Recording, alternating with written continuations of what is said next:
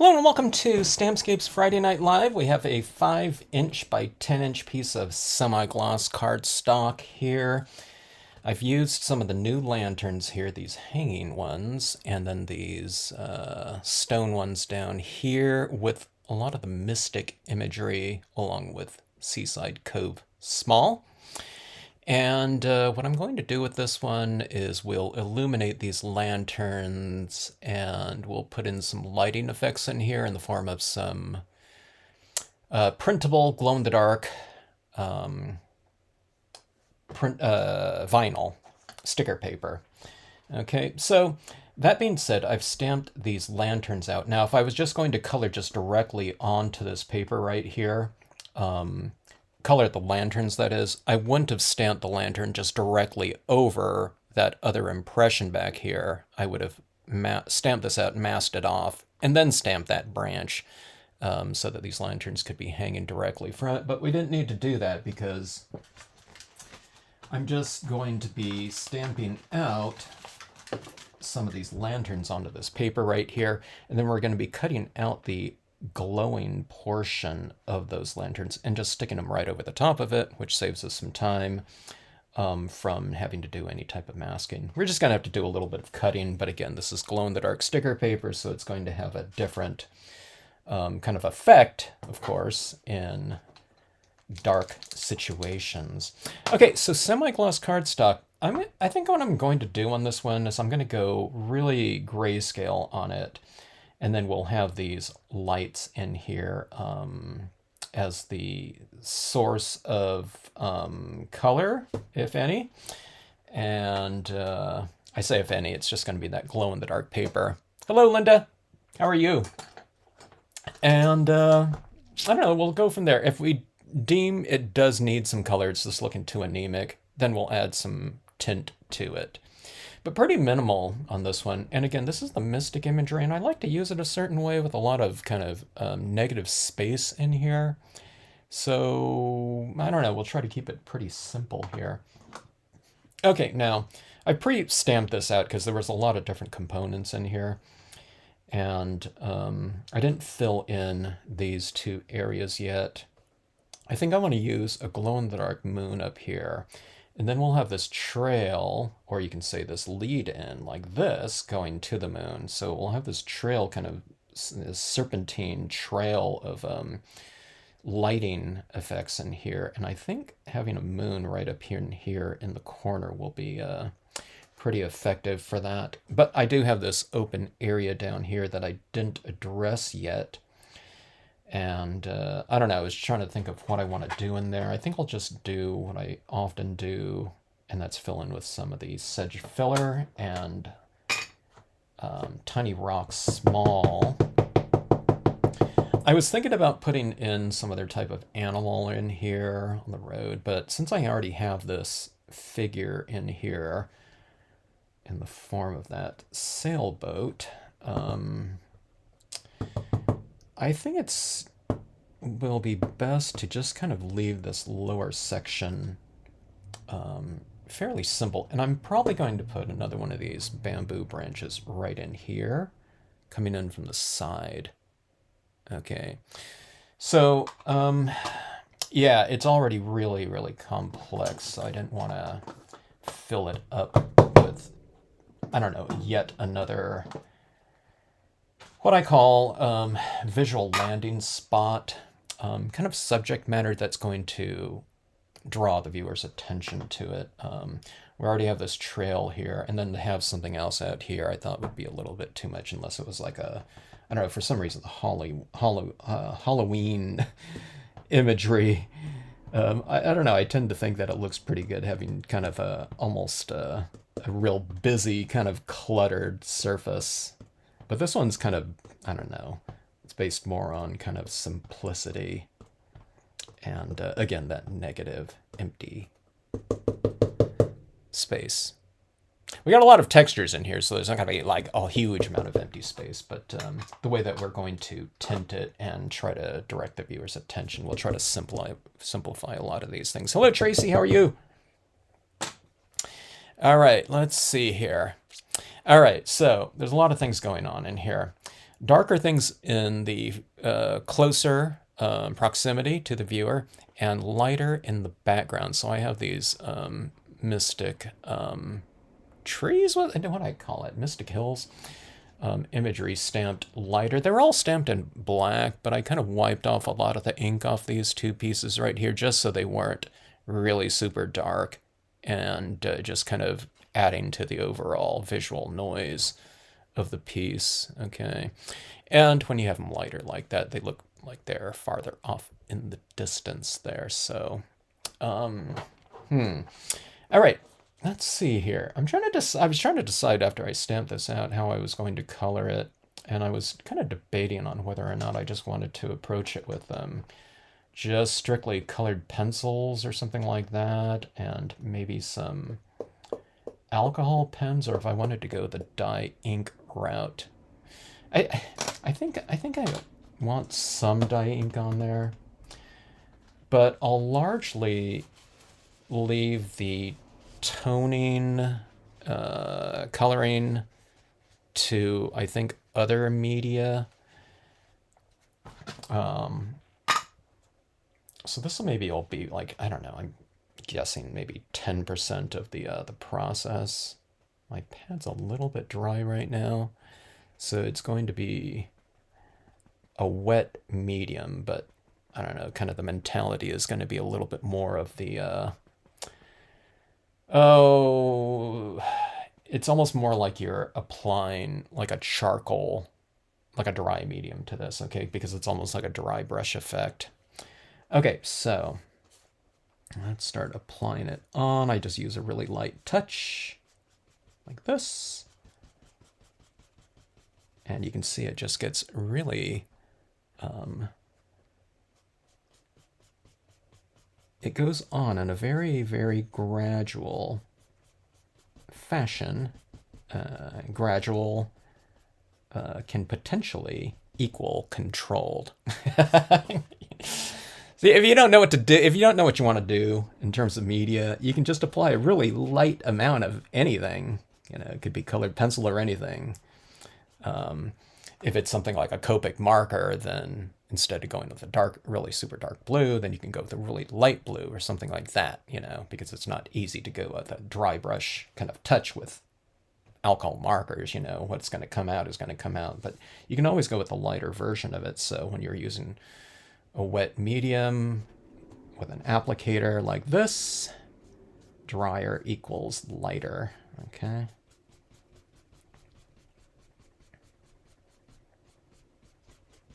And I honestly didn't know until, I don't know, whatever it was, 1 minute ago, how I was going to approach the coloring of this. I think I chose the right, I don't know, whatever, methodology, sequencing, because that looks pretty decent there. It's just a really light touch, and I don't know. I'm able to kind of control things and get things, it's kind of getting things established, but in a really light tone like that. And you can go over dye-based inks with colored pencil, but if I went over it with colored pencil first and thought, I might want to use some of those dye-based inks, I'm not sure if it's going to apply to that waxy colored pencil application layering. All right, see this right here? So what I'm doing in here in this open field right here, there's a little bit of shading at the base of this rock right here. And then right in here, if you can see, I came across like this really lightly, so I'm kind of bisecting this shape right here just to make it, you know, a little bit more interesting than just one big open field like that. Hello, Sherry, how are you?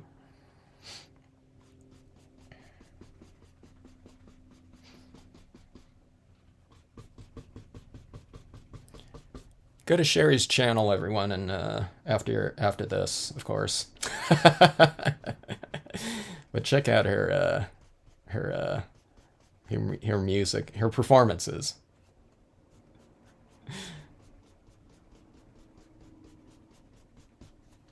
Awesome stuff. Okay, let's see. We'll do an interpretive piece sometime. We'll have Sherry provide a song or something like that, and I'll try to come up with a scene for it. And then and another time I'll provide her a scene and she tries to come up with a song for it. That seems like a pretty cool idea though, right? Sherry writes her own music.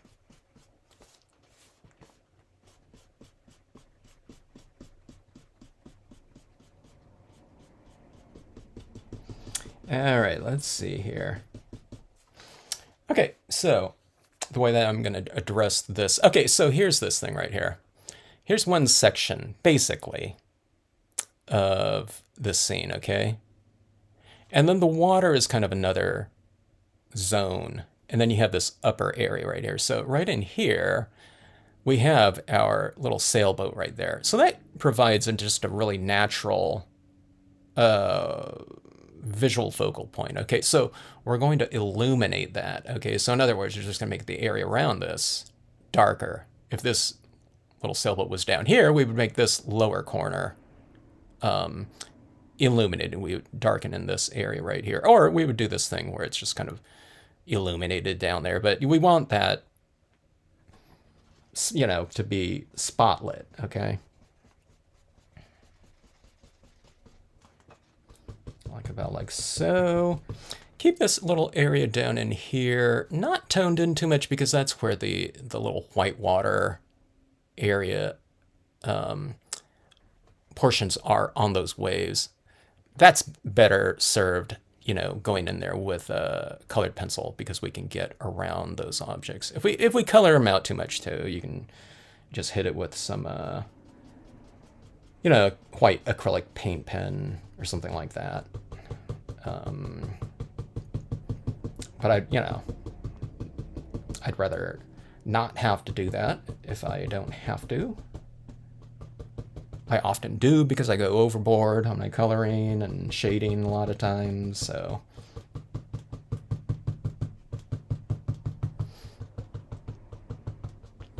It's warm down here too. I was going to say, man, I'm going to tell everyone if I start sweating like a pig here on camera, don't hold it against me.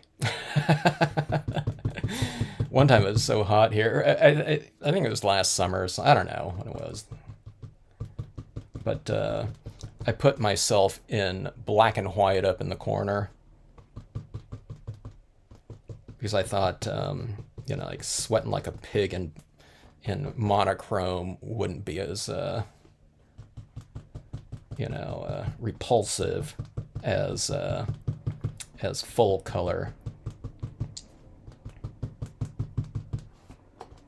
Okay, so modeling these forms a little bit more. See, even though on this rock, I'm going to leave it a little bit lighter down below, darker up top. In this zone right here, we have darks and lights, okay? In this area right here, we have darks and lights. Our next kind of zone is right in here, but those mountains right there are already very light, so if we're going to tone them, you just don't want to really go darker in your shading than the actual imagery, than the tone that the imagery is stamped out into, okay? I mean, you can go a little bit, but I wouldn't go too much, unless this is like going to be like a super dark scene, you know, which I don't really want, because then, you know, if I go like darker than the image itself, then we're not going to be able to see the imagery, unless you stamped it out and thought, you know, that didn't look too good. I'm just going to make this all night. And, you know, and then you're just obscuring the whole thing. But, you know, it's not at that point in time for me yet here. So it still looks pretty good. I don't have to bury it.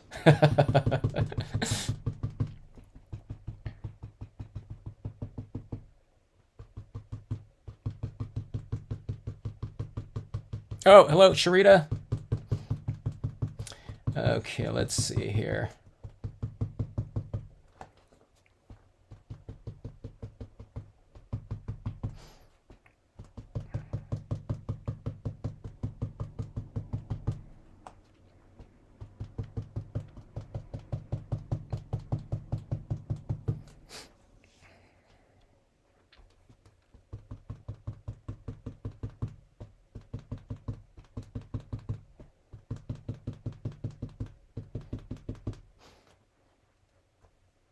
Yeah, but speaking of your music, Sherry, I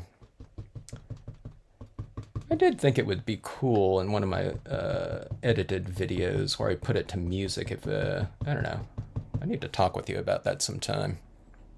Some of your, I was listening to some of your music, especially at the first time, and it was evocative. So I thought, I can, I think I can come up with something in the spirit of it, or as it kind of inspires me or whatever, some sort of imagery, and if we could put that together in some video post, perhaps, I think that would be cool. All right, so we're getting there. You can kind of see the gist of the lighting. I don't know if it's. I guess it's more than the gist of it. It seems very distinct. So you see this imagery right here, how this mountain goes down like this, and well, this is going to be backwards here, but this image is right here. That mountain like that, and then this one right here is just that little. Let me show you here. Let me switch hands. This one right here went like that. It's just a little portion of it, okay? And this one's right here, okay? And then this one here goes right here again. Okay, no, see this one, it's going to represent something like in back of this one right here. So what I've done here is I've wiped off the bottom of this before I stamped it out. Then I stamped it out like that, so it transitions from wet to dry like that. Now, the whole thing was kind of dry. But it's drier down here. So this looks like it's behind there, okay? So in this type of form, you shade from the top to bottom like that. So it's a little bit darker up top and lighter at the base like that, like it's sitting in like fog or mist. Now I say that because I usually go the opposite with my shading, because I usually have like lighting coming from above, and it's it's illuminating objects and things in the landscape. So instead of this rock being dark up top and light on the bottom, it'd be the opposite. It'd be dark down here and light up here, right? But in this kind of look right here, everything's kind of like bottom lit, because it's more of like this illuminated mist in the whatever the scenario.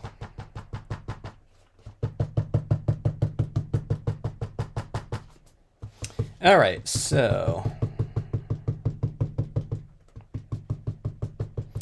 All right, now I have this big open space up here. Shading all this stuff is really easy because you have all these objects, but like up here we have this big open space, I'm gonna have to be a little bit more careful about, being smooth in this form of application, especially when I'm using just black ink, okay? I'm not going through base layers of super light tone, where if I put on a big slathering, it's like you can't even see it. We don't want a mark like that, like right on here, okay? So you just kind of condense your applications of ink in one area, and you just stay there a little bit longer and just kind of move it around, make use of the drier version of it so that you get these kind of, more gradual, controlled applications, okay? Someday, I know what, where, it gets kind of weird for a lot of people to do this, especially if you're coming from Copic markers, or, you know what I mean? Just about any other type of coloring, and, where it's, you're achieving whatever value or tone of a certain color just with one application. It's like, okay, we're going to be working in, light blue here, and you're applying it. It's that light blue right here, but in this form of whatever method, where you're really kind of taking advantage of that dry to wet style of application. You're really spending most of your time with a very dry incarnation. So if you're a painter, it's it's like dry brush applications. Okay, so that's where this little moon is going to go right there. So I'm just leaving it wide open. It looks okay too without any moon, but because these pieces are going to be all glow in the dark right in here. I think balancing it out with that other glowing element will be good.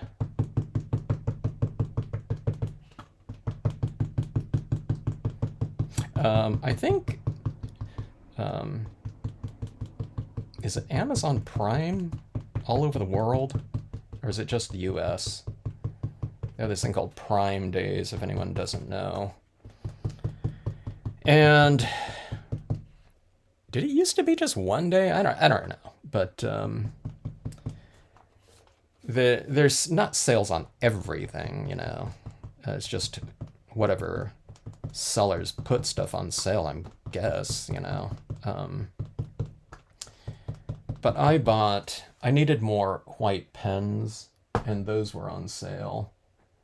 So I bought this. I needed just white, so I bought these, like an 8-pack. And those were on, I don't know what they are. They were, I don't know, it's like 30% off or something like that, I'm guessing. Maybe it was a little bit more. I think it was, I don't know, they're under $1 a pen. And then I bought some more of the glow-in-the-dark vinyl sticker paper. It wasn't a huge sale, but a pack of 10, I believe, was about $11 or something like that. So it's a little bit cheaper. It was already the cheapest one because I'm cheap. But it was a little bit less, and I needed some more too. So I've been kind of holding out just to, you know, see what the prices came down to. But I pulled the trigger. It was I needed some more anyway. And then I bought another pack of silver mirrored cardstock. I was really low on that, which I can't believe because those are packs of 60 sheets, 8.5 by 11. I've bought 2 packs of that before. I don't know. I can't believe I've gone. I gave a lot of it away. You know, it's like some people, if I can tell they've placed an order because they've seen a reflection card or something like that. You know, I can tell if they've seen something because if I post it and then they're ordering those exact stamps that are on there. Sometimes I'll ask them, oh, you know, you probably are ordering this because of that reflection card. Do you have any silver cardstock? So I might send them a couple sheets.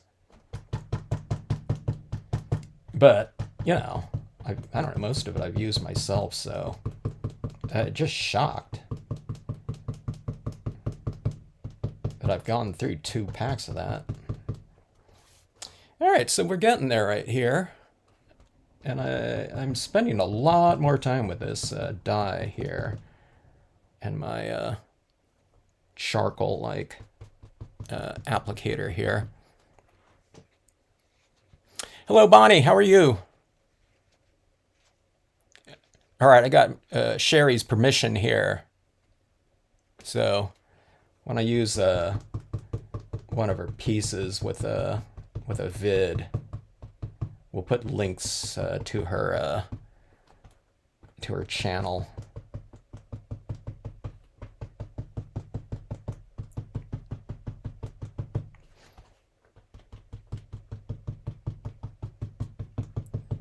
Send me a I don't know. Is that right? Send me a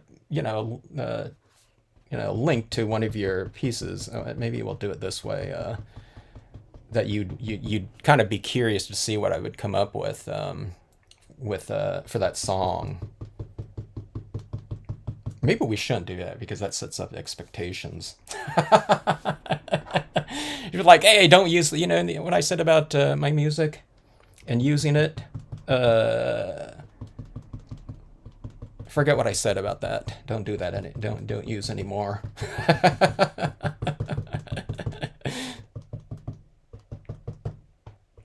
But yeah, maybe send me a link.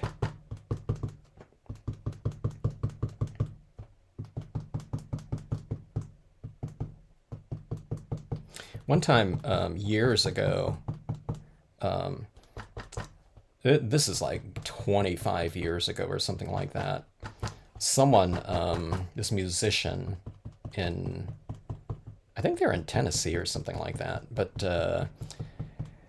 they got a hold of one of my oak, twisting oak stamp somewhere. I don't know, stamp store or something like that. But they wrote to me and asked me if they could use that image for their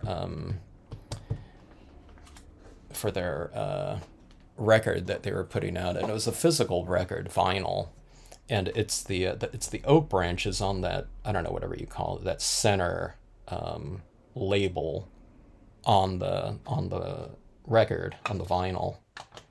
So it's this, my oak branch there, and like the hole for the record is like right in that area there. I just said, I said, sure. I don't think they had any, like a cover of the album or anything like that either. I think it was just on the actual center part. And I just said, yeah, sure you can. And I just said, hey, if you want to, you don't have to. But I said I'd love to get a copy of that record. And they sent it to me, and I have that, so it's pretty cool. It's pretty cool usage of an image.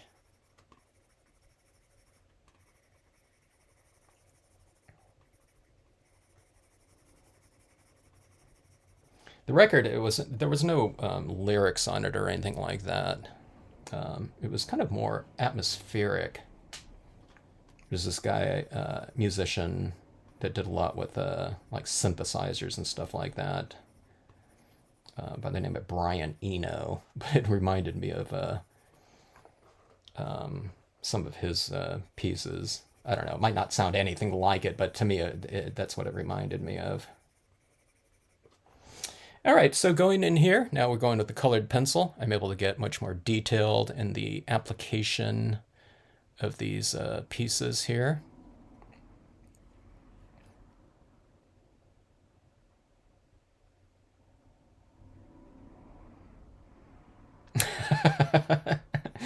That's not true. It sounds like you've been playing and writing for a very long time, like for life.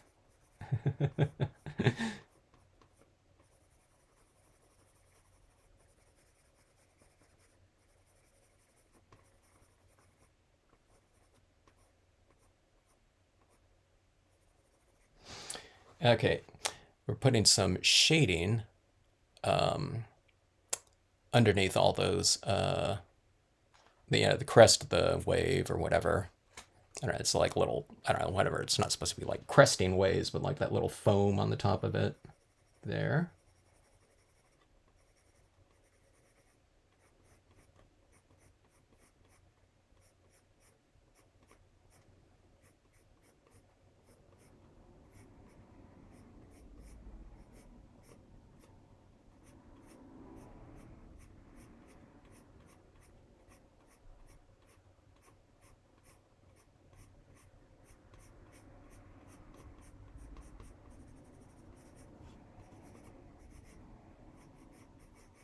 All right, staying away from that boat right in this area right in here. And what I'm doing from each side coming in like this is I'm doing that type of tapered type of gestural application. If I want it darker out here, then I'm going like that. So we're going from dark to light like that, and that real tapered kind of motion like that. If you can't do that, just just go really lightly like this, and then just go really lightly over here like that.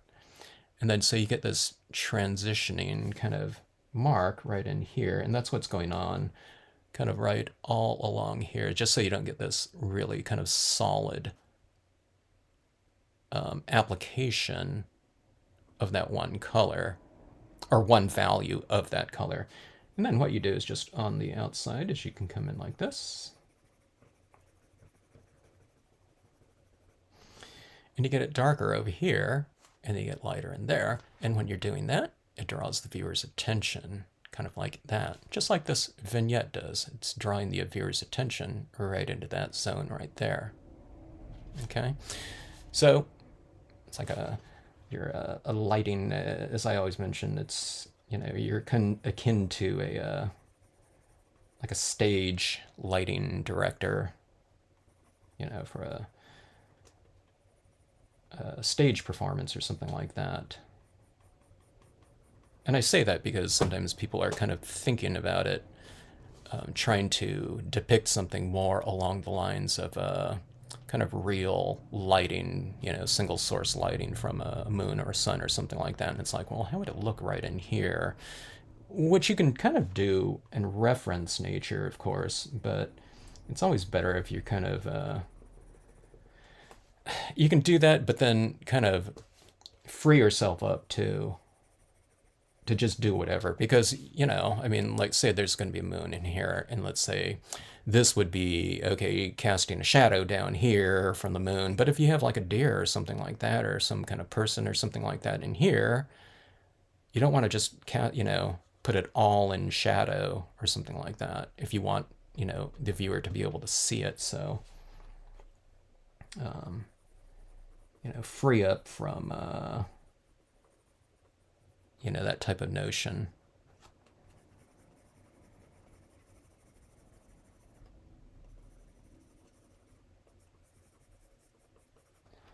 Okay, now right around in here, I want to add some shading like at the base of this, but in real, I want to leave this kind of illuminated around here, so I need to have this kind of like a little bit illuminated, like right here, and like right around in here. So this is a little bit different here for me. See, I already kind of added a shadow like that because I'm used to adding shade at the base of things, but it should really be illuminated. So I'll kind of come around in here a little bit like this. And I'll try to have that lighting stand out a little bit. I already made it like too dark down here, but I'll add in some white pigment, my white pigment ink visual savior. Okay, let's see.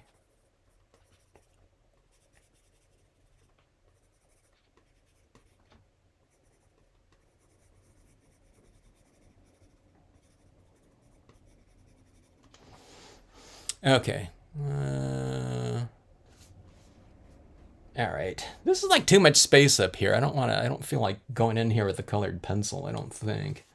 Here, let's try to add some more to these trees, I guess. Make them a little bit darker. Just a little bit. See this like little area in here is just all illuminated, but there's that slight texturing like that. I'll go down in here. See, it's like how I bisect this big area of light right in here within the grass. Or I don't know, whatever, trisect it in lighting. Light, dark, a little bit lighter and darker right here. This area is a big area of light like that, but I'll just kind of go along with the slope of the hill here. It barely shows because it's so light, but we'll just go in there like that and just kind of divide that up a little bit like that. But see, it's just a much lighter shade because these areas in back here are already very light in value. This area right in here, let's come across right in here. This area right in here, I don't know, I haven't really figured this out here. But see, I want a shadow at the base of these, like, cliffs here. But then, I don't know, I put, like, white over it, so I want it darker, but then, so you can kind of see it like that. But then I'm going to come in here with some white pigment ink and put white pigment ink right over the top of it. I don't know, I guess it still provides a little bit of an anchoring, like, base to that hill. you know, that you'll be able to see through the white pigment inks. I don't know.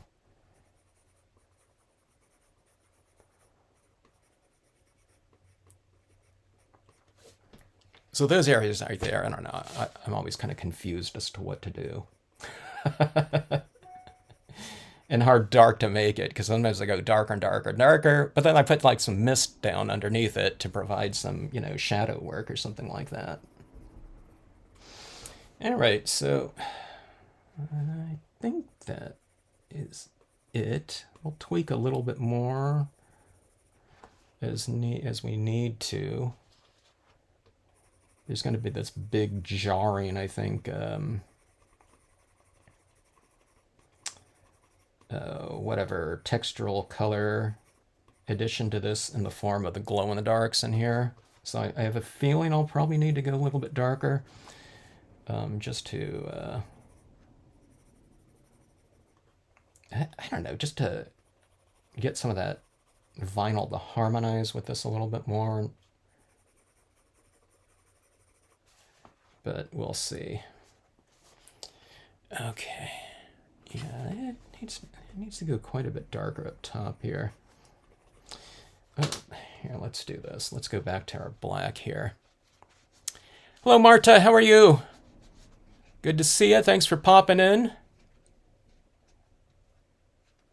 Uh-oh. You got a migraine.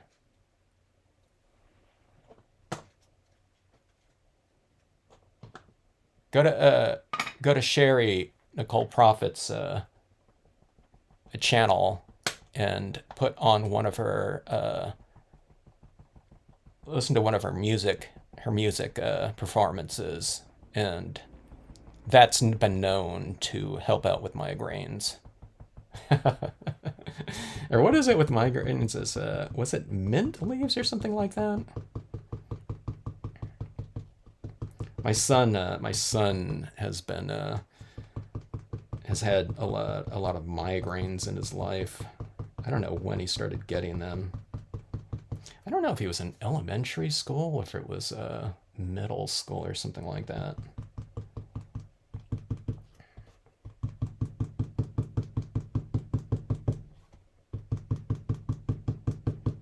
But yeah. Hope you're feeling better there. Soon. Keep well hydrated. I was starting to get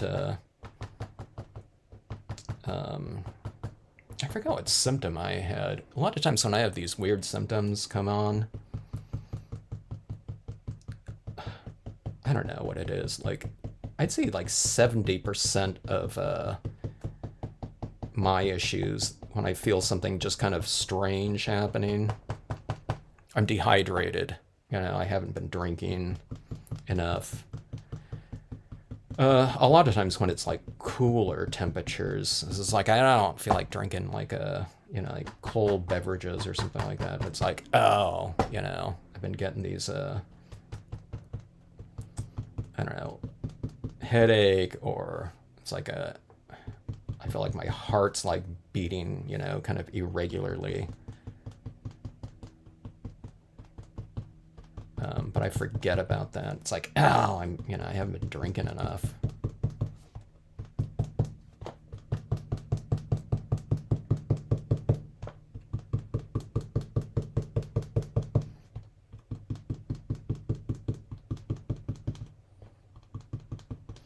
All right, so closing this in a little bit more. I want to make things a little bit darker in here.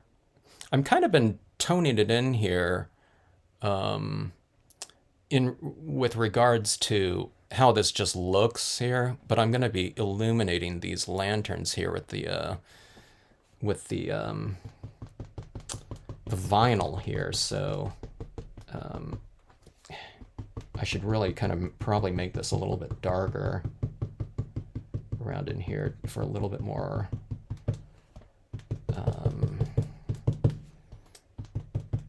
contrast, which is something I'm still working on. It's still like, we make all of our scenes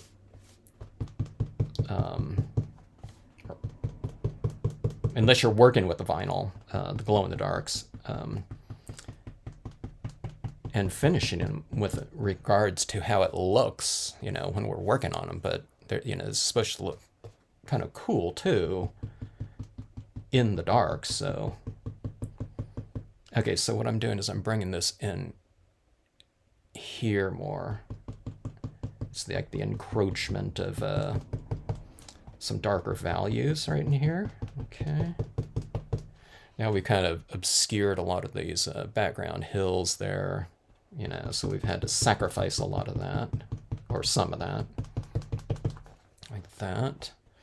Looks pretty good too. I like it when the branch kind of comes out from the darkness like that and comes into the scene like that. Again, I'm going to put one more down here, but I wanted to put that after so I can get a really dark, crisp impression right in here. And I'll probably do that with some black pigment ink.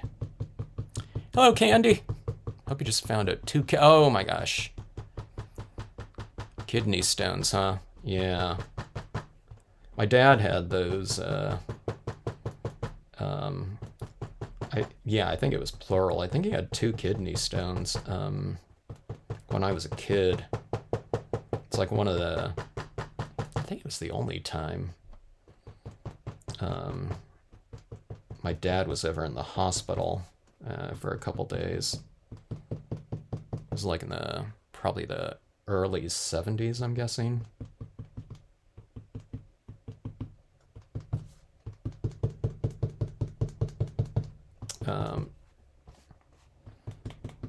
No kids allowed in the hospital room back then.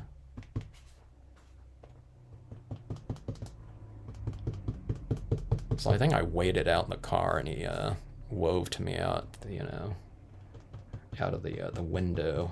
I don't know how long he was in there for.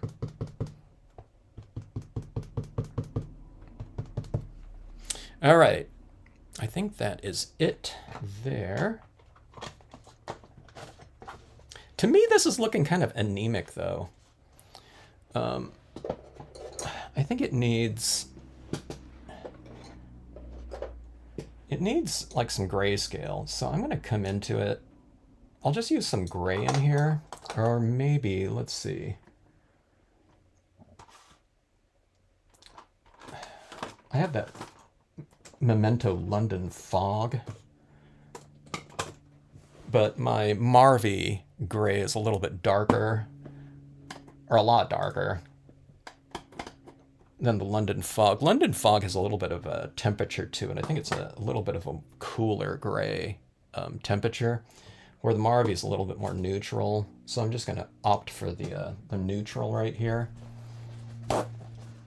But it needs more richness in here. Maybe some Copic markers too, or something like that. Some gray Copics would be good.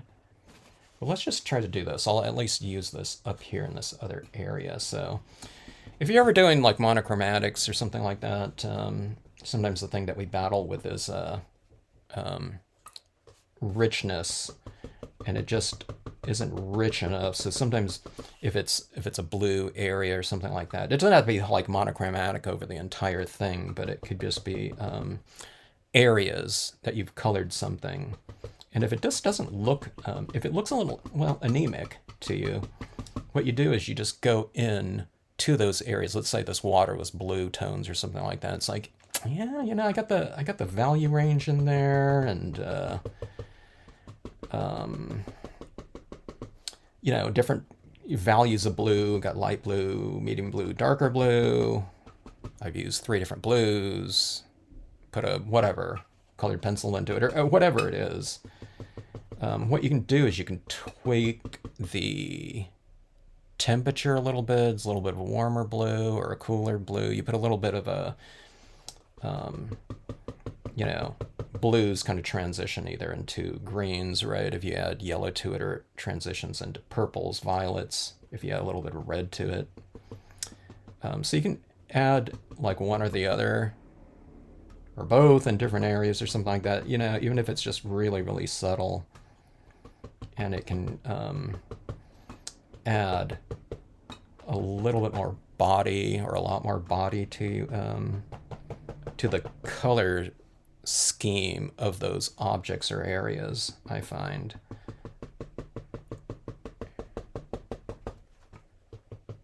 I don't know. I think that's why these days I'm using a lot of multimedia. I still love glossy cardstock, but I really like having all these different tones of like green or something like that too, that I can apply onto a piece. Okay, so that helped there a little bit. I don't know if you could even see, but kind of filled in a little bit. And here is a gray right here. Colored pencil. This is actually a watercolor pencil right here.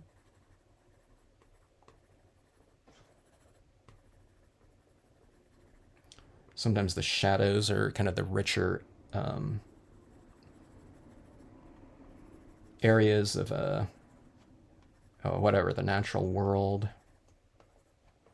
So you can add richer tones in those darker areas there.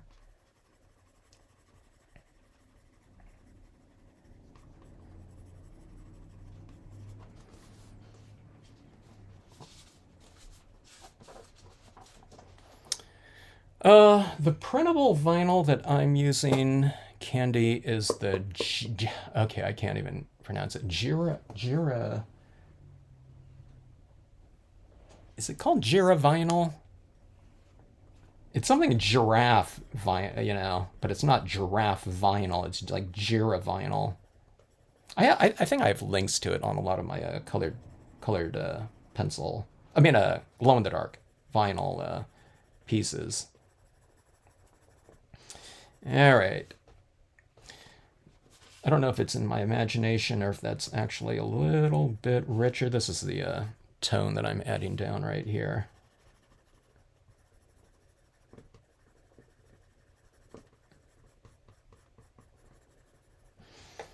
Like that. All right. This is going to come alive too, I think, with the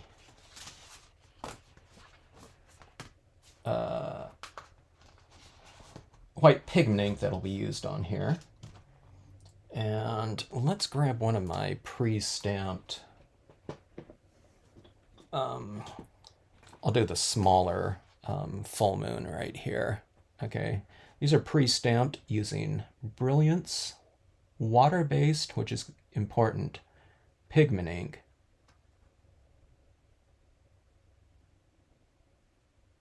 as the printable vinyls are designed for water-based media. Specifically, it's designed mostly for using with inkjet printers, not laser printers, but inkjet printers, because those inkjets inks are water-based. Okay, so your dye-based inks, potentially VersaFine clears out because it's an oil-based pigment ink. StazOn works on this too. StazOn kind of works on everything. StazOn's a little bit thinner though than your pigment inks, but I think StazOn, well inked up StazOn pad should work really good.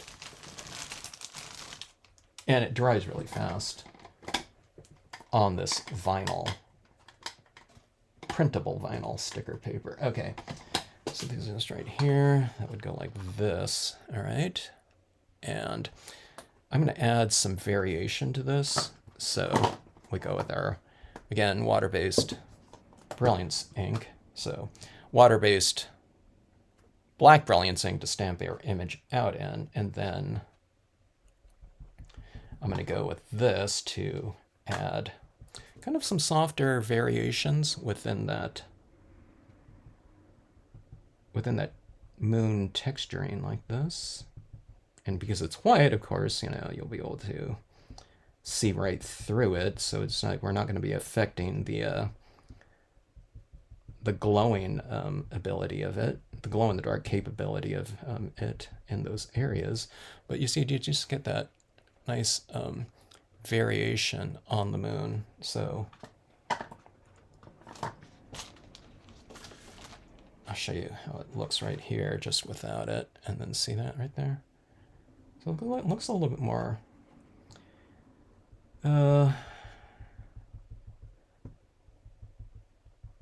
it looks like more of like a soft lighting to me,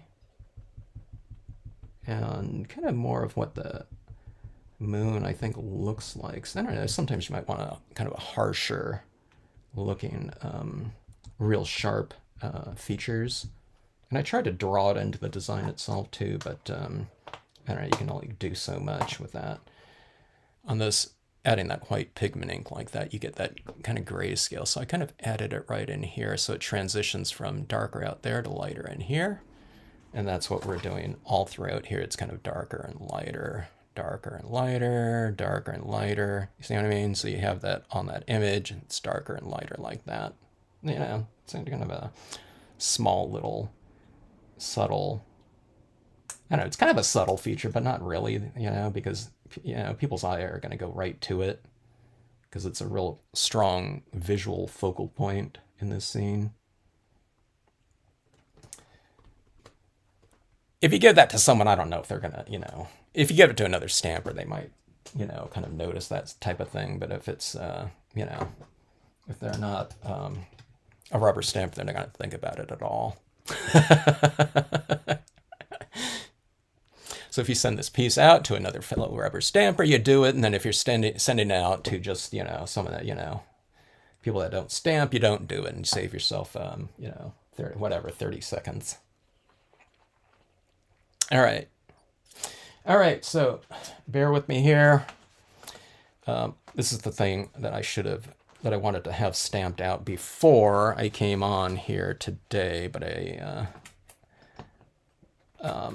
I got this started a little bit too late. So let's see here. I'll get a couple of these at one time right here.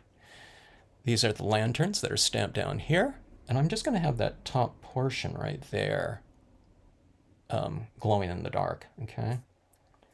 So I don't need to stamp out this whole thing. I'm just cutting out this kind of center section right in here.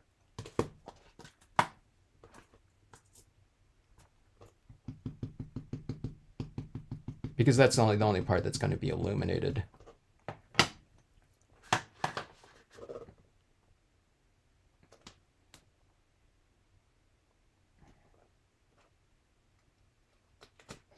I don't know if you can tell there, but that really stuck. You know, the emulsion on this glow-in-the-dark sticker paper is really,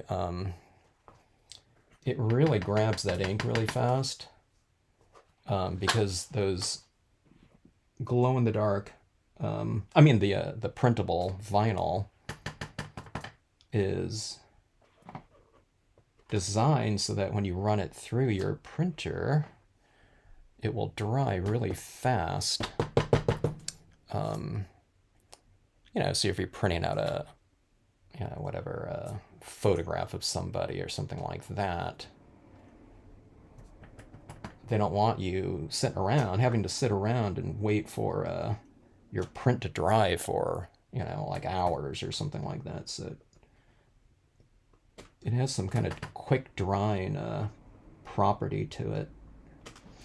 Okay, let me see. I have 1, 2, 3, 4, 5. Okay.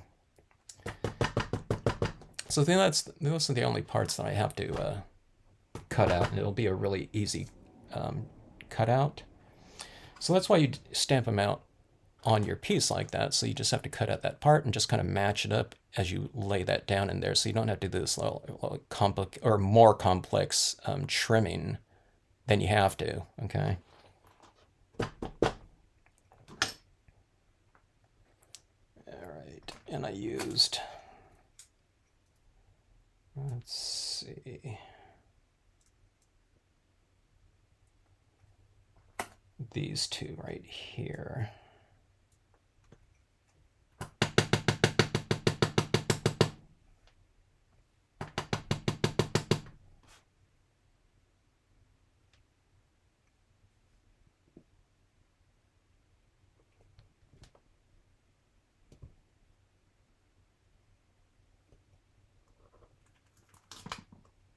See this like really stuck here. See, it's like this. That that emulsion grabbing the ink, grabbing that thick ink. You'd probably do the same thing with Stays On too. But the Stays On would just be a very surface-oriented application, which I guess the Brilliance is kind of too. But I'm guessing the water-based composition of this ink here is probably penetrating this emulsion surface on here. All right, so those are stamped out there. Let me just say, I said it dries really fast. Let me just make sure there. Yeah, these seem dry to the touch at least. And let's see. So again, see this right here? I'm just cutting out this little portion right here. And again, it doesn't have to be exact because I would probably undercut it a little bit, because as we place this down right here, all you do is just kind of match it up with that lantern like that, and yeah, it just it blends right in.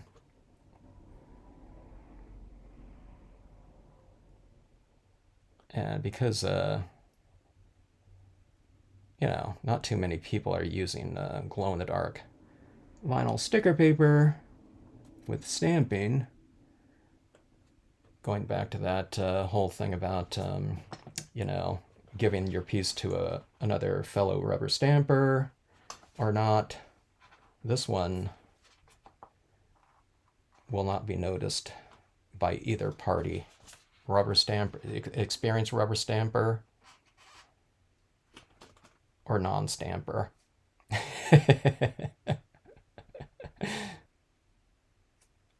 I don't know. If you told your friend, you know, you gave this to your friend and said, hey, they said, hey, you know, thanks for the card or whatever, and you say, hey, put it under your light, then take it into the bathroom and shut off the lights. Then maybe they'll, they'll flip it off and these things would be glowing in there. And it's like, oh, I didn't know that. And then they would look at it and say, oh, yeah, okay.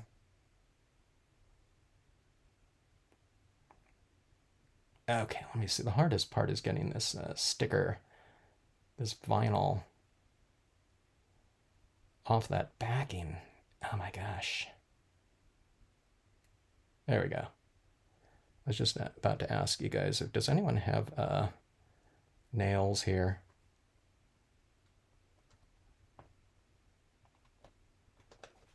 Like that.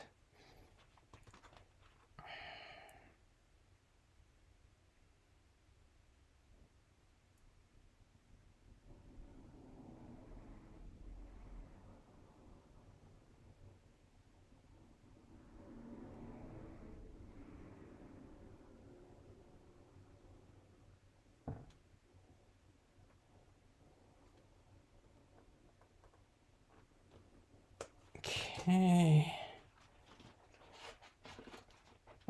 All right, see this right here?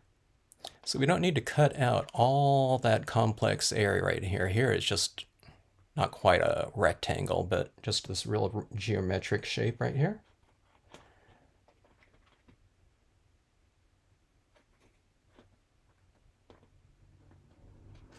Doesn't have to be, like I said, exact, like at all. You know, don't be a, don't be a quarter inch out, or something like that off the sides or something like that. But you just go like this. Here you can see this easier like that. See this portion like that? It's a really easy cutout right there. And then see this right here? I just stamped that out right over the top of that branch right there. And because we're doing this, you don't need to mask out that branch. And there you have this glowing lantern here. So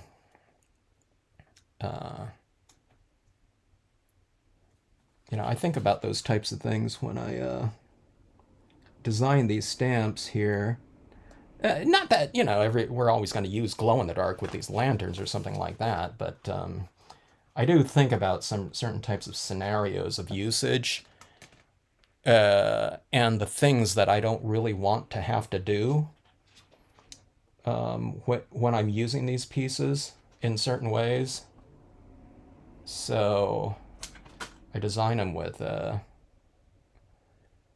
ease of use, my use in mind. Because if I do something and it's going to be like kind of a hassle to have to do, I know I'm not going to do it. So if I can kind of design something into the design of the stamp, that's going to make it a lot less. You know, it's going to remove a lot of the tedium. Okay, so see, there's that other lantern right there, and then adding this in like so. Okay, that's not even matching up really well. I think I was a little bit off. It's not so permanent. You could probably reposition, but see, I mean, it's close enough like that. All right, forgive me again for these parts like this. Okay, I need these two right here. I like having this type of stuff done before I come on here, but yeah. Giravinyl, yeah, giravinyl. That's hard to say.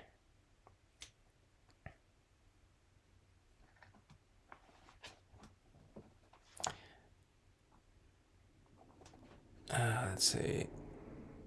Yeah. Oh, hope Marta's feeling better soon.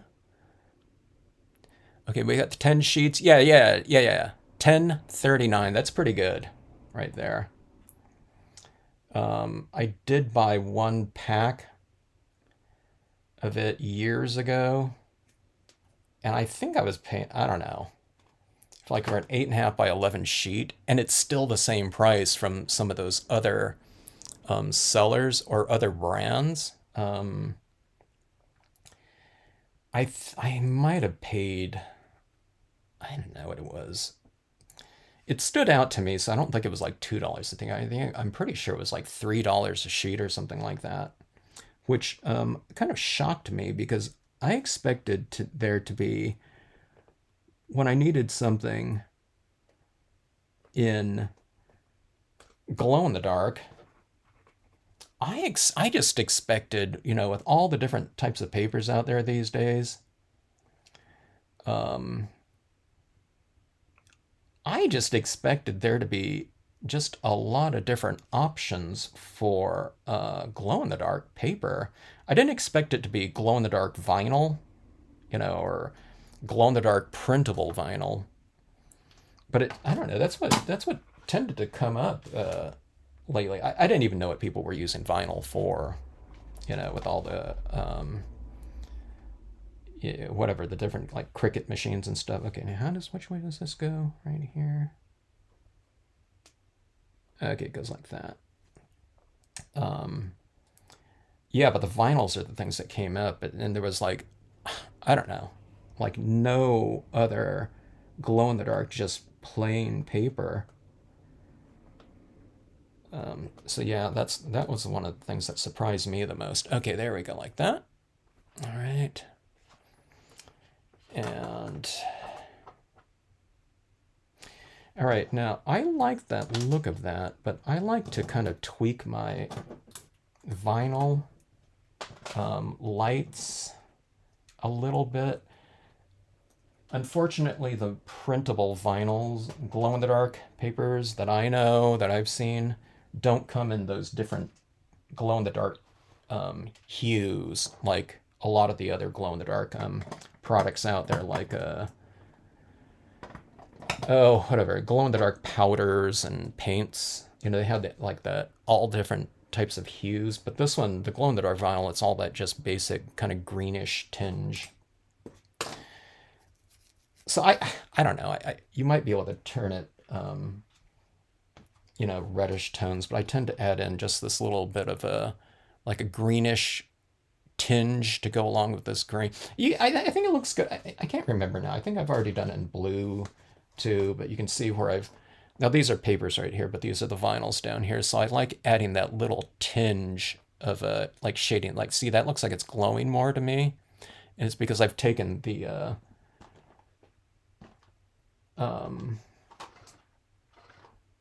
where's my greenish pen? I don't know. I've taken like a couple of these, not this one right here, but here, let me see, because I'm going to need this. It must be in my,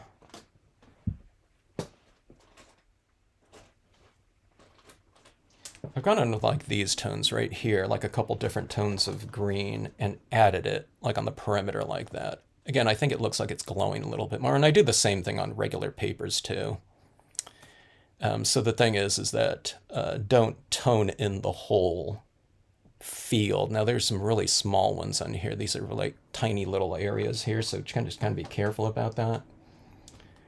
Let's see. Let's take the small end of this right here.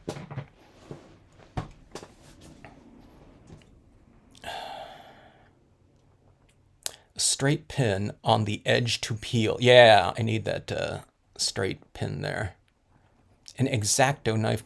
I couldn't do that. I couldn't use an X-Acto knife on those ones right here. It's like the size of my like tiny thing like that right there. I use my sometimes I use my scratch knife, you know, like that, because it's not, you know, this is not like super sharp or anything like that. Okay, let's give this a little bit of body right here, and let's see if we can just inherently make it look like it's glowing a little bit more. So you go on the perimeter a little bit, or in my shaded areas right in here. Maybe this is too dark right here, or too anemic here. Let's just go with the let's go with this one right here. It's like a brighter green.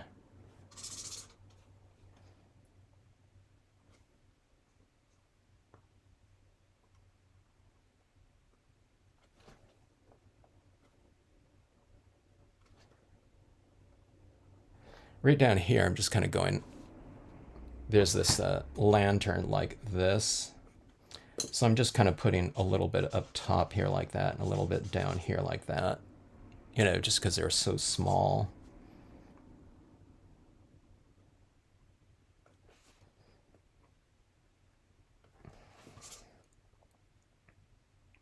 This is like another example of spot coloring that we did on some pieces. I don't know, what was it, maybe like a month or two ago.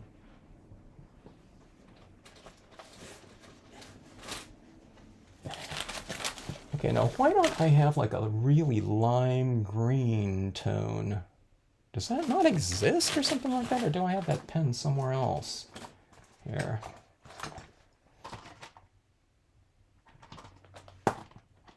It seems like I'm missing some colors in here. I don't know. Huh.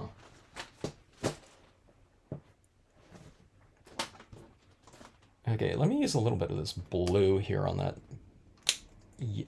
kind of fluorescent yellowy tone. Let's see if we can kind of mix to get a little bit of a different hue here. I want that kind of real greenish lime color green.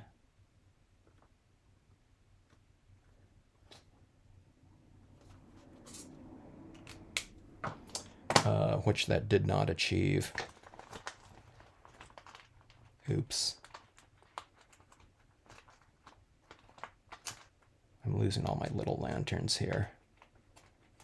This is a coin holder, by the way. They're really good for holding these little pieces like this. I would have this in a binder. I just haven't gotten around to throwing this in my binder. I should probably put it in the binder with my unmounted rubber or something like that. Or just, I don't know, get another separate binder for pieces like that. Okay, let me go a little bit more. Let me try to keep blending this.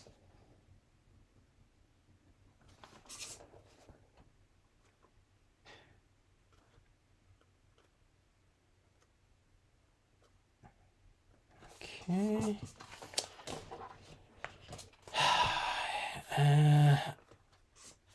Okay, let's see if I can. I'm going to add a little bit of this moon because I want to create a connection a small connection between the moon, the lanterns down here, and this light source up here.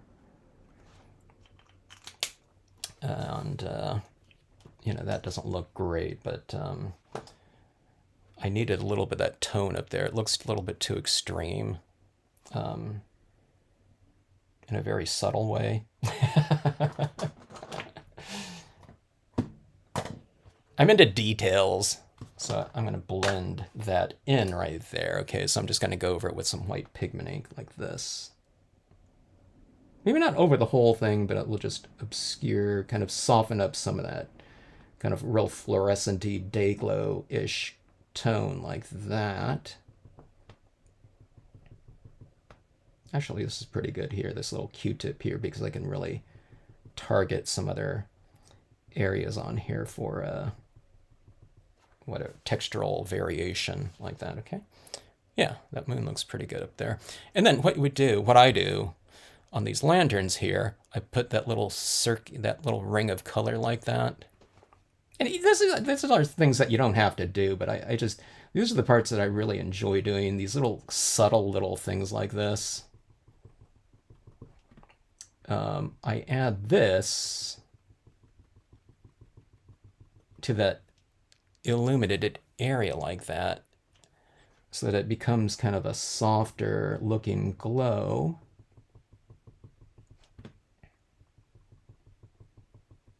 Like that right there. And those types of things start to relate to that other main light source up there in the form of the moon, okay? What I like about this too is if I blow my coloring on anything, I just add some white pigment ink to it like that. And if it looks pretty good already, it makes it look better. And if it's like really bad looking, then it makes it look okay.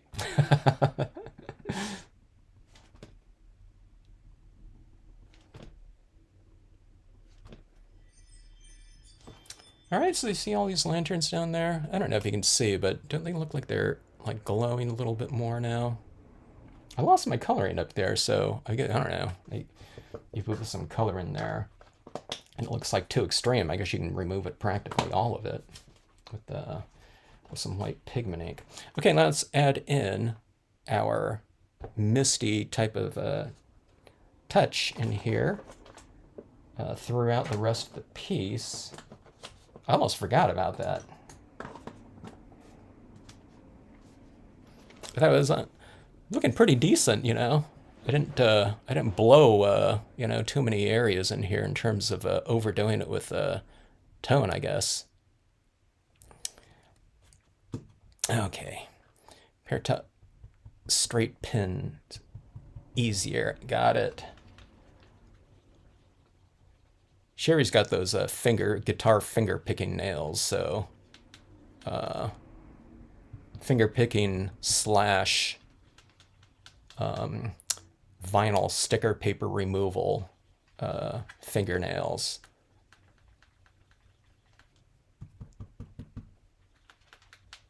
I paid almost $50 for that glow-in-the-dark paper. Oh my gosh.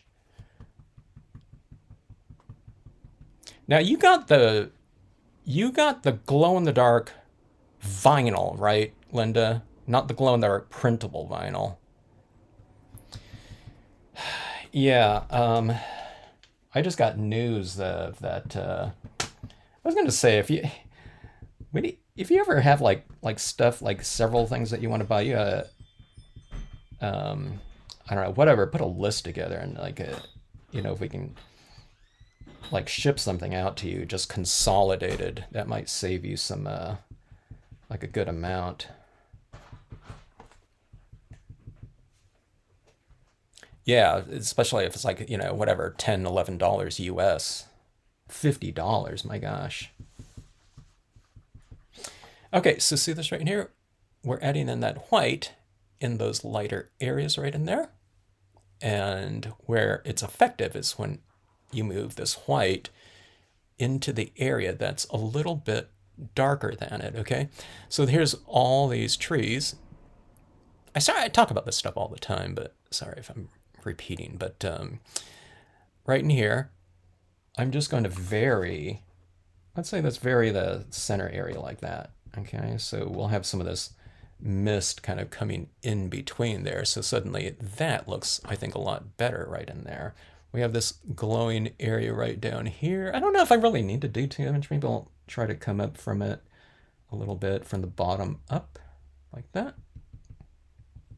So it's kind of coming from the top and then from the bottom right there. Maybe I'll come up into these trees a little bit. I don't know.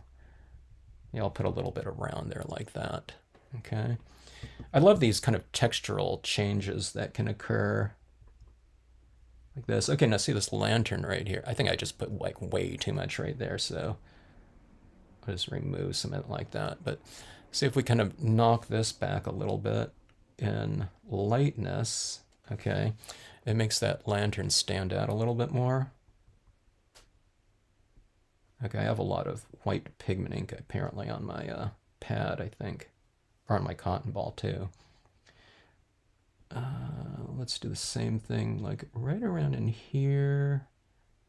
Who knows, maybe that lantern is illuminating the branches around it. So you can do that. But it also makes that lantern stand out a little bit more. You don't have to do it everywhere around there like that, like it's like the whole thing's like glowing, like it's, you know, like an angel or something like that. But if you put it just in certain areas, like even just like right down there, it'll make that stand out from the background a touch.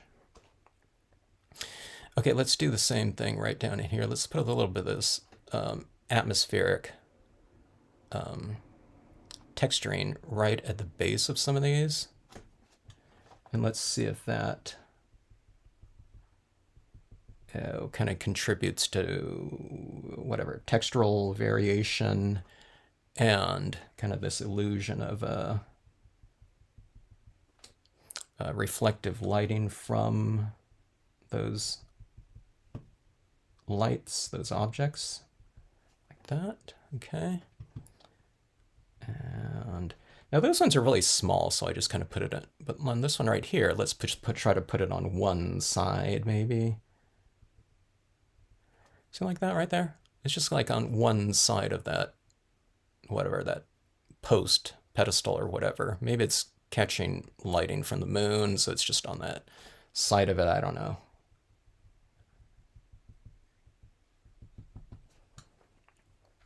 And see this right here?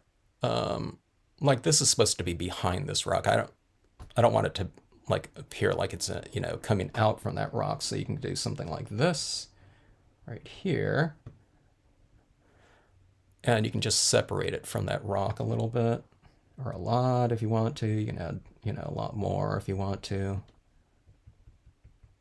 Here, I'll just do this right here.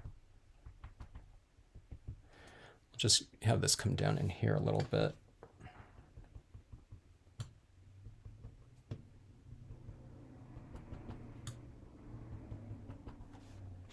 Okay, we have some of this lighting right in here.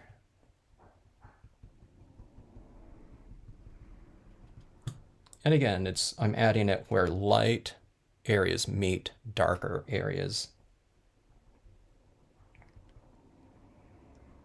Not all the time, you know, sometimes I'm just adding it into the dark or something like that, but the easiest areas are kind of like in those areas where I've retained some of the, you know, the white of the paper.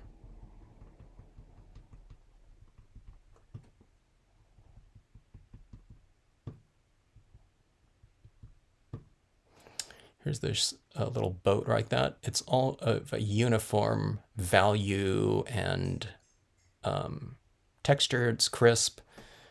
But see this area where it's a little bit white like that? I can come in here and it's my easy kind of access point to add a little to that, because I just bring some of this white from that white into it like that.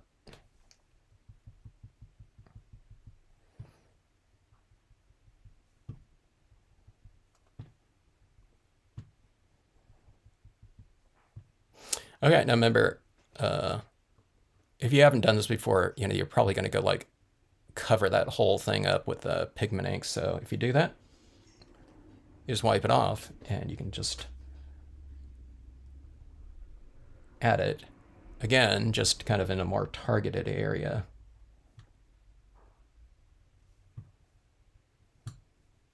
So it's not like that's like super precarious type of thing because you can just kind of wipe it off. This pigment ink is kind of thick, so it'll give you a time. It'll give you some time to manipulate it. Even the Brilliance one. The Brilliance ink is a faster drying ink than your oil-based. You can use your oil-based white pigment ink on here too, and that one dries a little bit slower.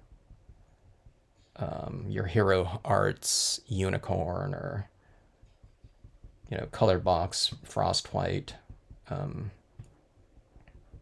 type of ink.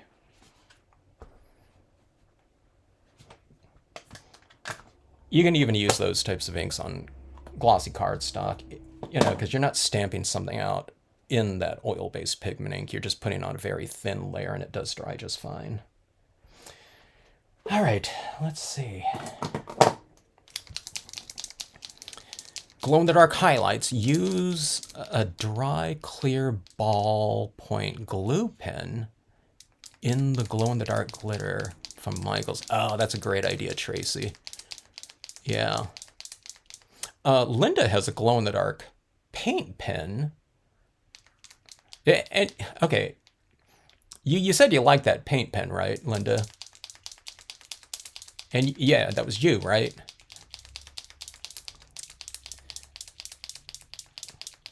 Have to go feed the deer.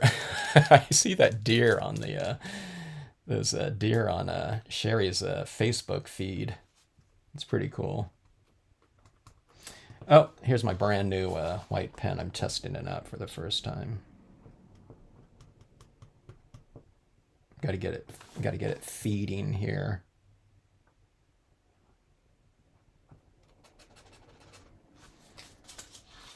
Let's give it a shot here. I think this pen is the exact same.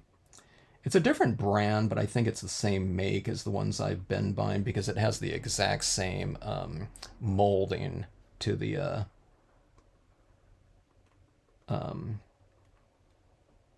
all the plastic, the barrel, the tip, everything.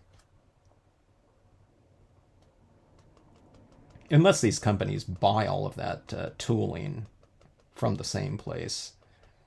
But I can't imagine there's like a bunch of different like paint pen manufacturers or something like that. Okay, so bringing that out in there a little bit. This one's really feeding fast. And let's bring in some highlights into some of these other areas. And then I'll hit this piece with a little foreground right down here in the lower corner. And I think we'll be done with this.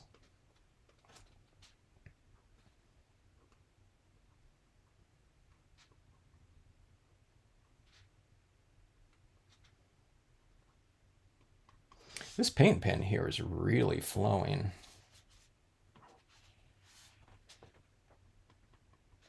Not just because it's new, I think it's flowing more than a lot of my other pens when they were new. We'll see if it's more opaque as a result.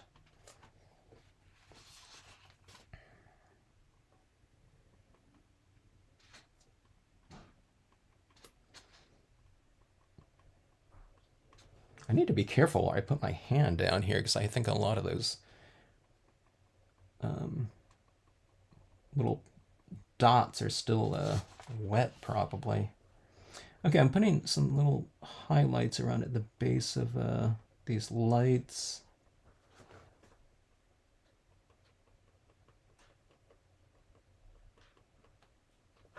Like so.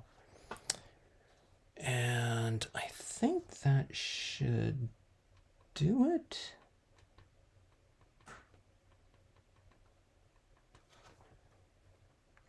One thing I didn't like about this, but I think it looks okay now the way everything's kind of been arranged here.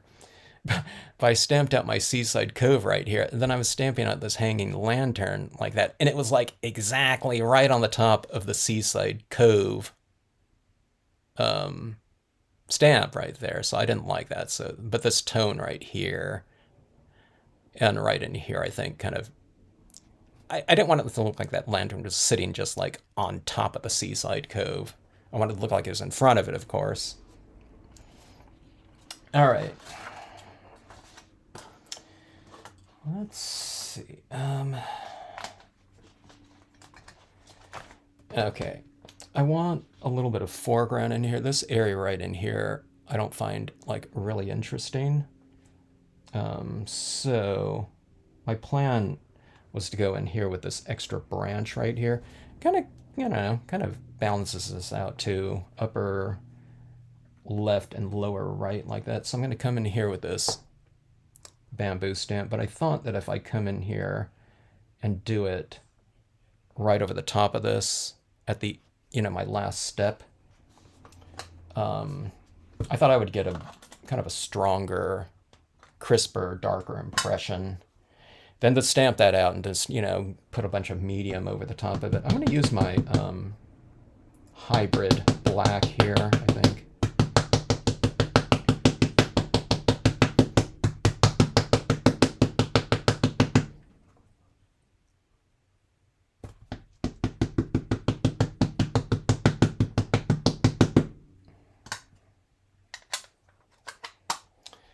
Moonlight Night. Opaque blackest black. We'll put it to the test here.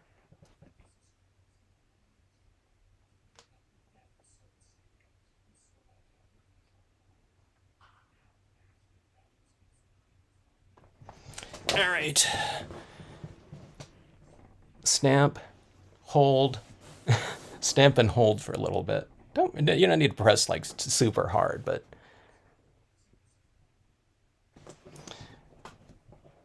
I'm going to let some of that ink transfer, or give it the best chance of it. I hope it transfers. Again, I'm stamping it over the top of a lot of waxy colored pencil applications.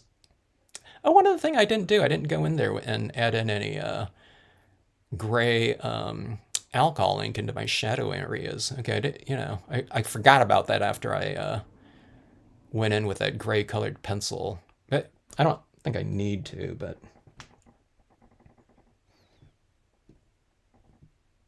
Okay, let's see. Oh, okay, yeah, that is really dark right there. Huh. Yeah, see that right there? In fact, that is so dark right there.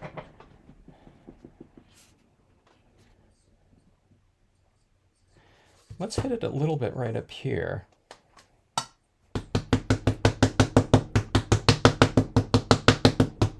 It looks really dark too because it's still wet. When it dries, I'm guessing it'll get a little bit lighter, but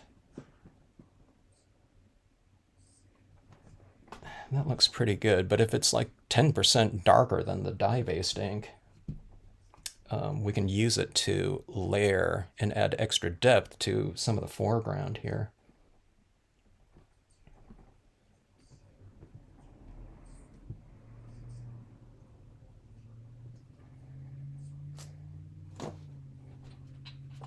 Yeah, it looks pretty good here. In fact, let's go.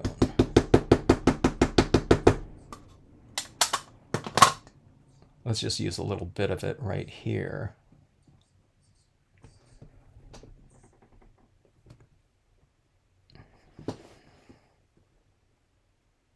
Glow-in-the-dark acrylic pen. Yeah, okay. I need to go back. Do you remember posting anything that you did with that glow-in-the-dark paint pen, Linda? I can't remember seeing a piece. Maybe you did post it though, right? Because you were showing us how it's either that or you sent me like an email with an example of it. Okay, so see that right there? Yeah, see how much darker it is than that? But again, I don't know how this, if it's going to dry and then look like similar to that. But that's like a whatever, 90% gray, and this one's, closer to true black right there. So this is how that looks right there. I don't know if I can get this room dark, but let's give it a try here. And let's see how those glow-in-the-dark elements are working. It's still really light here right now, though. Okay, so I'm holding this up against my studio lights.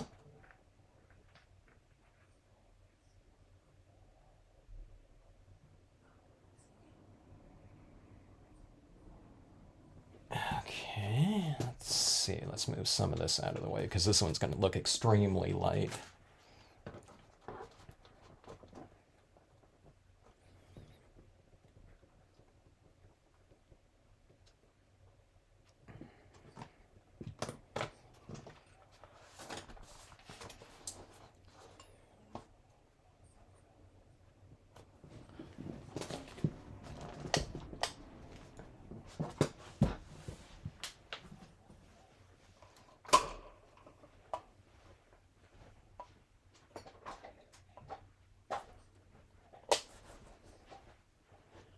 Oh, there we go. I need to charge these up a little bit more, and my camera's kind of compensating for that, a lot of the darkness in here. So it's a lot darker in here. But those lanterns are looking pretty decent in there, that glow in the dark. Even like these little small ones like this. So pretty fun. The glow in the dark. Okay, so if I had Linda's glow in the dark acrylic paint pen, I would put these little glow in the dark fireflies like right in here, these little dots, I think. And right in here, like a couple like larger little dots, something like that. Maybe over here too or something, a couple pieces, but like especially like right in here. And I think that'd be really cool. Okay, so we were talking about the Tracy with the ballpoint glue pen and the glitter from Michaels. For me, I think a little bit of that on the waves right in here, huh? Wouldn't that be cool to have that kind of, where you can kind of angle it a little bit and get some of that like shimmery glitter, glow in the dark glitter right in here. Like you do it like here, here, here. You know what I mean? Like where you have that kind of that illumination coming down from the moon or a light source or something like that over like a body of water. That would be kind of cool. But yeah. So something like, some little things like this in here, the little fireflies or something like that would be kind of interesting. But see this right here, how this is going like this? I thought about having another branch in here and having other lanterns in here, but I think that having this, you're going like this, and it's going off like that, and then you're going here, so there's like this S-curvy type of thing going in here. I think having another lantern out here, in this scenario right here, this elongated piece, wouldn't have been as effective, I think. So, I don't know. Pretty fun, but I don't know. When I look at this too in the dark like that, it gives me a little bit of a different perspective too. Like, okay, we can add, some things might come into mind where, some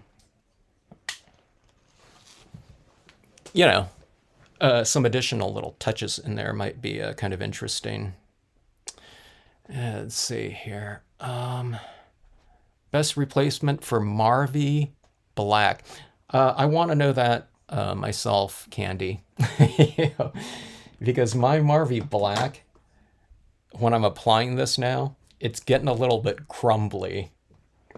So the thing that I might do, which is kind of crazy, I might get one of my other Marvy pads, like a dark color that I don't use too much or I have an extra one of or whatever.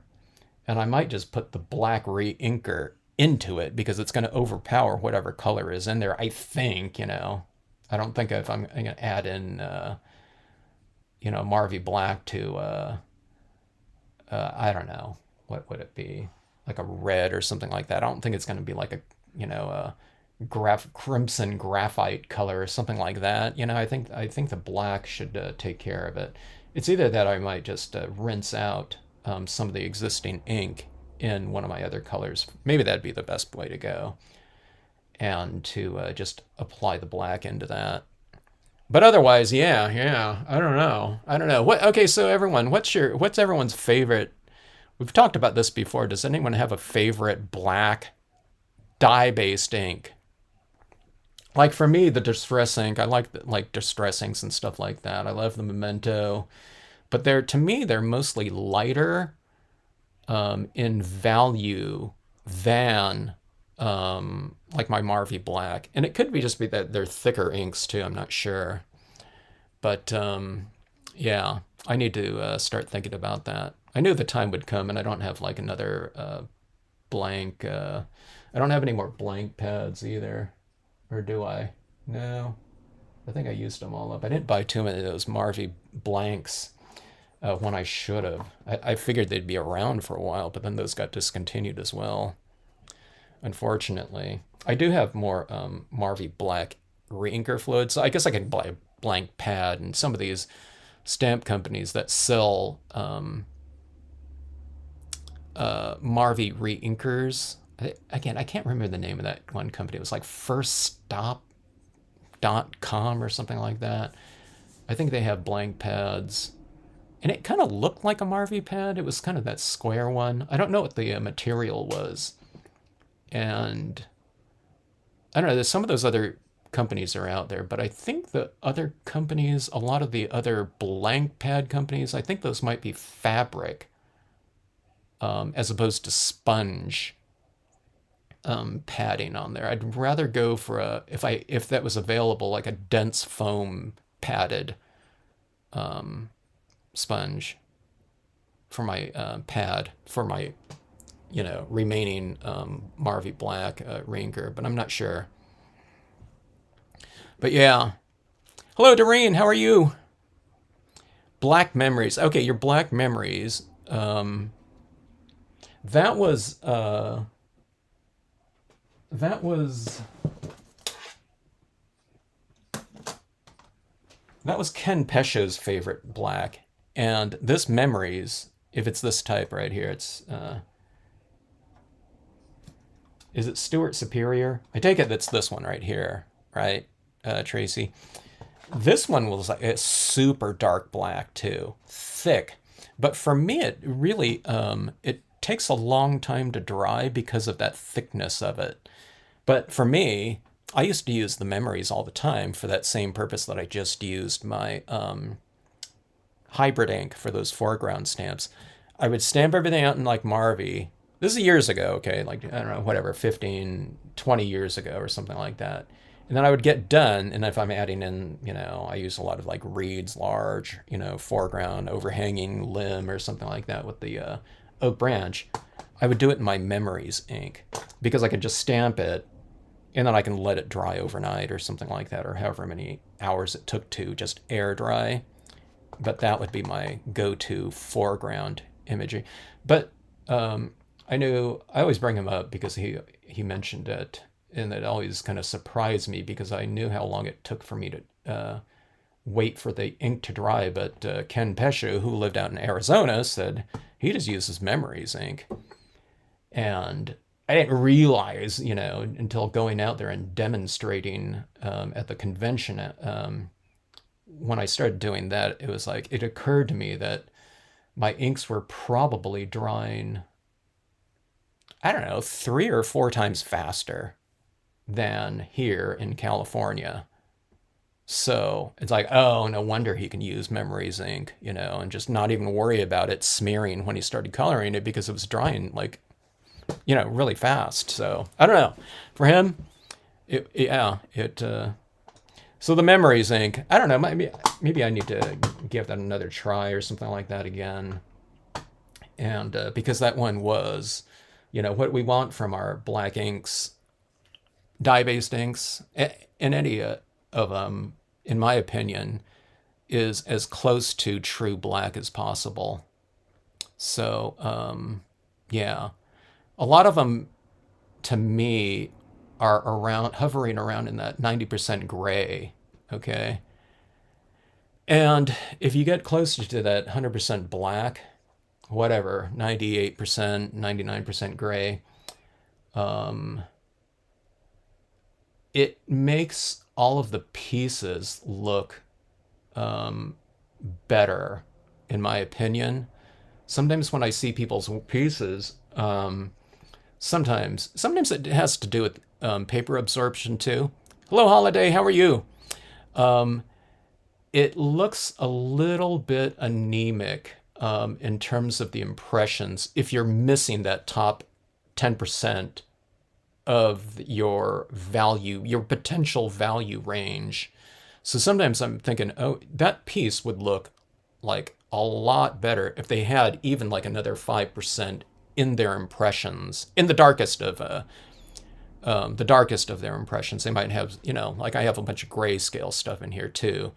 But like if these things were a lot lighter, everything would flatten out more, so it looks a lot more dimensional if you get that really dark impression in there. And you can see what it did like up here. That branch right in there used to be the darkest. There was a bunch of like, I don't know, whatever, 90% gray up there. Now these are stamped in the Marvy too, but I don't know. I didn't re-ink my pad right there, so it wasn't applying like really thick applications of those images out there. But anyways, let me check on another light right here. So, yeah, the memories. I don't. Let me see. The stop sign sent me memories refill. Oh yeah. Okay, oh, was that you, Candy? Did we talk about that before? Yeah, I think, okay, we talked about that before. I couldn't remember who that was. And I think some people ordered something else too, but they sent like another something, without even asking. They kind of just, let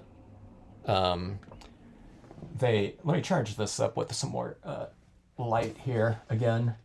This is a glow in the dark. There's glow in the dark features on here if anyone just joined, and I want to take a look at that one more time.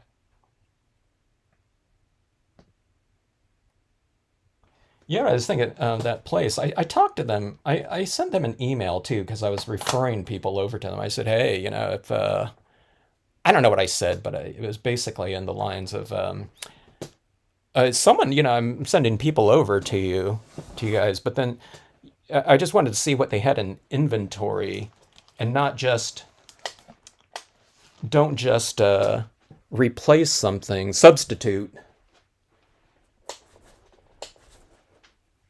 Don't just substitute something for something else. Oh, here I need to stand up in front of my Venetian blinds here so you can see that glowing a little bit better. But yeah, I don't want them to substitute without clearing it with the customer first. And they said, well, we'd always do ask. I'm thinking, I don't think you did, because I had a couple people receive some things that they didn't order. That was, it was a substitution. So I sent them over for specifics there. Anyway, okay, here, I'm blocking that off there. See that more light comes in here. I can hold my hands up here and try to, not like that. Anyway, you can kind of get the idea of the glow in the darks there. So, the glow in the darks, it's on sale on if you're in the U.S. And if you have Amazon Prime. I think it's like a savings of, I don't know, a couple bucks or something like that on the glow in the dark sticker paper, vinyl, printable sticker paper. Up in the chat, we've mentioned it. It was giraffe vinyl or something like that. It's like one word, giraffe vinyl, glow in the dark sticker paper. And what was it? 10 sheets for something like $10.31 or something like that. I think you get 10 sheets, so it's a little bit over $1 a sheet. And I get a lot of usage out of it. My lanterns and moons, I just, you know, stamp a bunch of them out like that. And yeah, it makes kind of for a fun extra little feature with the your scenes if they have little lighting elements like that that you can add to it, so you can enjoy it in the light and in the day, or in the light and the dark like that. So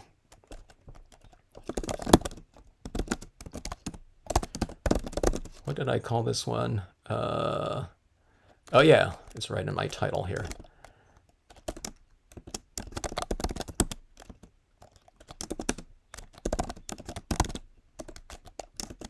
Thanks for checking out Lanterns and the Lake.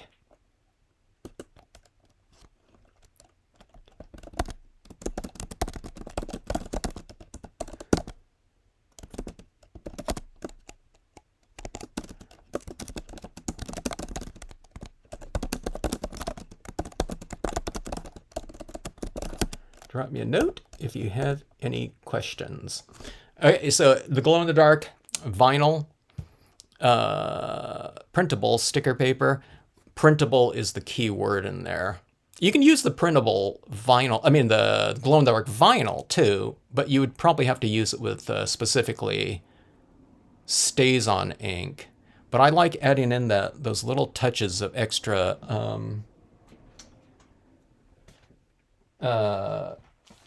alcohol ink, you know, in coloring some of these lantern pieces here. So if you're adding that to the pieces, and if you stamp them out in StazOn, you would be smearing the StazOn with the alcohol ink. But if you use Brilliance ink with the printable vinyl, you can just go right over your impressions with alcohol ink, and it's not going to smear it too bad. Because alcohol and the water don't mix. So anyway, yeah. All right. Thanks again, everyone. Have a great rest of evening / weekend, and thanks again for checking out the scene. I really had fun with this one and the new lanterns. Good night.